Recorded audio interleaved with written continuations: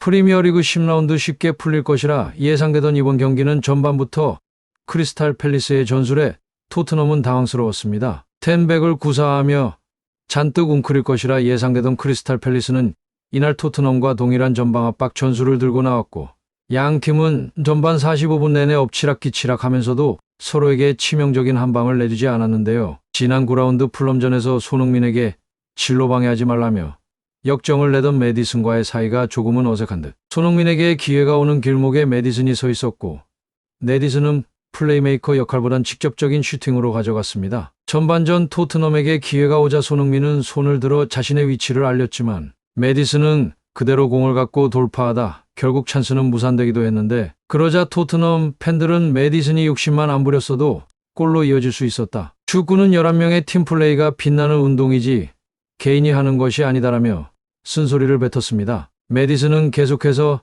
자신이 해결해야 한다는 쓸데없는 사명감을 가진 채 경기를 임했지만, 손흥민은 평정심을 유지하며 자신만의 플레이를 계속해서 이어갔는데, 손흥민이 공을 잡으면 크리스탈 팰리스 수비수들이 미친 듯이 달려들었는데, 이때 손흥민은 4명의 압박에서도 비틀거리며 매디슨을 향해 패스를 찌르는 행동을 보였습니다. 손흥민에게 중요한 건 자신의 골이 아닌 팀의 승리였습니다. 영국 현지에서 우리는 지금 정점의 손흥민을 보는 행운을 누리고 있다는 얘기가 나올 정도로 손흥민은 역대급 퍼포먼스를 보여주고 있습니다. 손흥민은 이번 경기 리그 8호 골을 기록하며 리버풀의 살라를 제치고 9골을 기록하고 있는 홀란드의 턱밑까지 추격했고, 이에 현지 팬들은 프리미어 리그 1위 경쟁만큼이나 득점 경쟁도 치열하다, 지금의 손흥민은 도저히 막을 수가 없을 것 같은 느낌이다라는 반응을 보이고 있습니다. 예상했겠지만 득점 페이스를 찬양하고 있는 상황에서 영국 전문가들의 놀라운 분석이 나왔습니다. 토트넘과 크리스탈 팰리스의 방송에서 해설진은 손흥민의 골이 터지는 순간 우리는 골보단 손흥민을 우선 주목한다고 말해 화제였습니다. 그렇다면 영국에선 손흥민의 어떤 점을 주목하고 있는지 함께 알아보겠습니다. 경기에 앞서 손흥민은 고유 번호를 부여받았습니다. 토트넘이 역대 1군 선수들의 공헌을 기념하는 차원에서 데뷔 순서대로 부여한 고유 번호를, 토트넘을 거쳐 간 수많은 스타 중 617번 클린스만 감독, 709번 이영표에 이어 손흥민은 805번을 받았는데, 토트넘 구단은 홈페이지를 통해 손흥민을 세계 축구의 스타, 토트넘의 전설, 유럽에 진출한 아시아 최고 선수라고 별로도 소개하며 찬사를 보냈습니다. 토트넘에서 벌써 8년간 382경기 출전해 152골을 기록하며 구단의 레전드로 확실히 인정받은 손흥민은 28일 새벽 등번호 7번과 함께 805번이 새겨진 유니폼을 입고 크리스털 팰리스를 상대했습니다. 개막 9경기 무패 행진으로 리그 단독 선두를 달리고 있는 팀 분위기도 최상입니다. A매치를 마치고 치른 풀럼전에서도 골을 만들었고 도움을 기록하며 맹활약한 손흥민은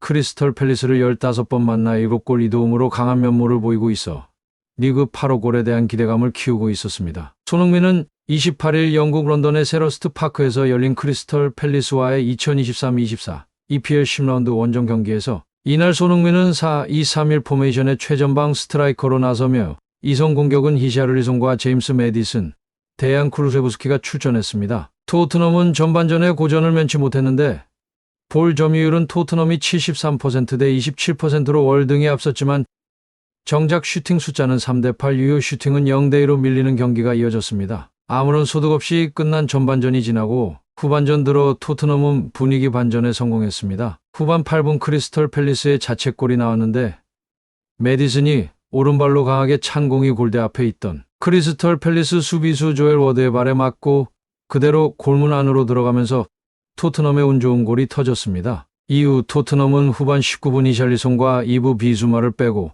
브레넌 존슨, 호이비에르를 투입하면서 아예 승부를 기울게 만들기 위해 반전을 노렸는데, 선수 교체 후 불과 2분 만인 후반 21분 존슨과 손흥민이 추가골을 합작했습니다. 왼쪽 측면에서 매디슨과 공을 주고받으며 페널티 박스 안으로 연결했고 손흥민이 왼발로 침착하게 마무리했는데, 원샷 원킬로 손흥민의 골 결정력은 놀라웠습니다. 2골차 리드를 잡은 토트넘은 후반 막판 매디슨과 클루셉스키를 무리하니 벤탄쿠르로 잇따라 교체하면서 승리 지키기에 돌입했습니다. 무릎 부상으로 오랫동안 공백기를 가졌던 벤탄쿠르는 이날이 복귀전이었으며 토트넘은 후반 추가 시간 조르당 아예우에게 한 골을 내줬지만 끝내 승점 3점을 지켜내면서 토트넘은 2차 격차를 벌렸습니다. 손흥민은 이날 경기 후 EPL 홈페이지에서 실시한 맨 오브 더 매치 투표에서 60.8%의 큰 지지를 얻어 팀 동료 제임스 매디슨 26.6%를 따돌리고 MOM에 선정되면서 지난 9라운드 풀럼전에 이어 2경기 연속 경기 최우수 선수로 뽑혔습니다. 4라운드 벌리전,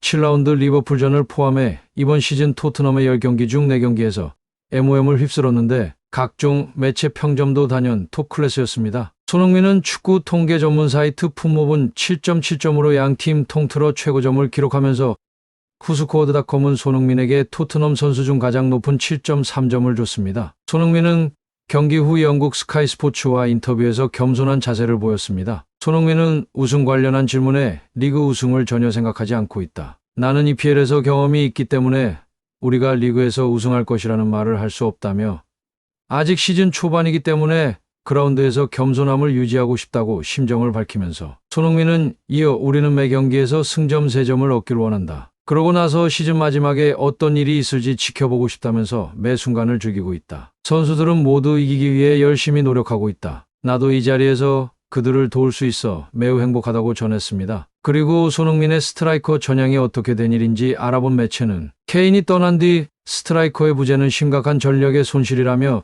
토트넘은 지난 시즌보다 더 떨어질 것이라 예상했지만 우리의 예상은 모두 빗나갔다고 말하면서 손흥민은 매 시즌 거의 전형적인 슬로우 스타터의 모습을 보였다. 하지만 지금의 손흥민은 스트라이커로 전향한 뒤로 득점왕 시절보다 빠른 페이스를 보여주고 있다면서 상대팀이 가장 두려워하는 선수라고 말했습니다. 손흥민은 토트넘에 입단한 이후 항상 전반기보단 후반기에 골이 많이 터졌습니다. 겨울로 접어들면서 장갑을 낀 손흥민은 두렵다는 말이 있습니다. 특히 득점왕 시즌에는 24라운드부터 38라운드까지 15골을 몰아치는 엄청난 모습을 보이기도 했습니다. 전문가는 손흥민은 벌써 10라운드에서 8골을 몰아쳤다. 정확히 말하면 3경기는 찬스 메이커로 나섰으니 7경기 8골이라는 엄청난 기세를 보여주고 있다고 말했습니다. 그렇다면 손흥민은 후반기에 과연 얼마나 몰아칠까라는 분석이 있었습니다. 손흥민은 대체적으로 내구성이 좋은 선수입니다. 대부분의 스트라이커나 스타 선수들이 장기 부상에 들어가는 걸 심심치 않게 보실 겁니다. 하지만 손흥민은 책임감, 사명감 하나로 경기에 임하고 있습니다. 자신의 조그만 부상도 쌓이다 보면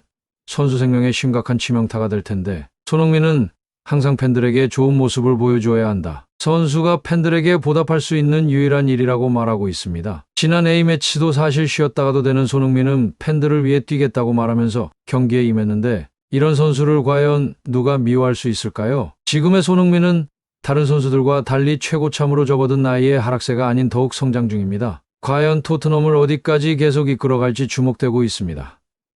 끝으로 시청해주셔서 감사합니다. 구독과 좋아요, 알림 설정은 제작에 큰 힘이 됩니다.